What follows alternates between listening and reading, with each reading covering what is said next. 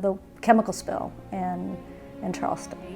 Do not use order. The governor's office issued the do not use notice, or the ban on using everything. Do not use the water in Charleston. Be an early warning system for pollutants in the water. Yeah, they understand the value of their water. I'm John Keefe. I spend most of my days as an editor on the data news team at WNYC Public Radio in New York City. This is the test run.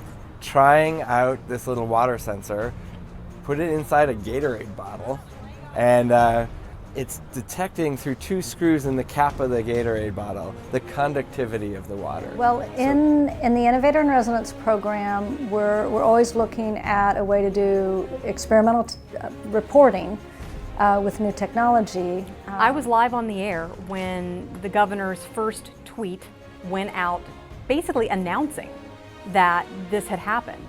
My name's Thomas Goodman, and I live in Charleston, West Virginia, and I'm a railroad division manager for a recycling company.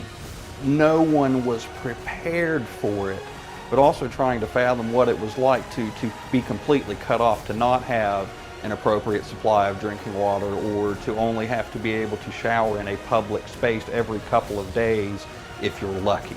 Okay, so I'm Todd Petty. I'm a professor of aquatic sciences. I'm in the Wildlife and Fisheries Resources program.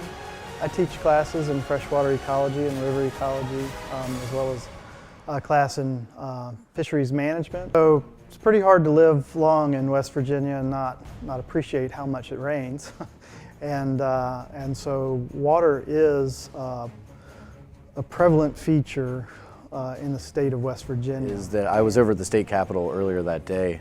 We'd had another freelance reporter was coming into work for us to cover the legislative session. Of course, the State of the State from Governor Tomlin was just, I believe it was the day before, actually. So I was over at the Capitol, and I remember coming back and smelling something in the air, but not really thinking anything of it. That sensing capabilities, whether it's air quality, water quality, there are sensors for babies to prevent SIDS. I mean, we're looking at ways of sensing everything, and so that. This event started on Twitter with Governor Earl Ray Tomlin's initial tweet a little after 5:30 that day. And it became a Twitter event. It became a social media event. And I think it's one of the best examples I've seen of the way social media very quickly engages large numbers of people and can give quick snippets of information, updates to a continuing story in a very effective way. We're coming home and getting ready to take the first shower, and that smell was everywhere. And they told us that it would be there, but I think that everyone, at least myself, was a little reluctant. It was a matter of necessity, though. It had been days, and it's not like I could jump in the car and just drive away out of town to go find some water to use. To find a solution that doesn't reach into small businesses or farmers or other small entities, public or private, that may just have a couple of 100 gallons of tanks and expect them to foot the bill and increase their diligence for the failure of a much larger entity at a much larger level. The public becomes aware of what's around them. The science has less value. It's writing every 10 minutes. It's writing the conductivity, the temperature, and the time onto a little memory chip, little SD card.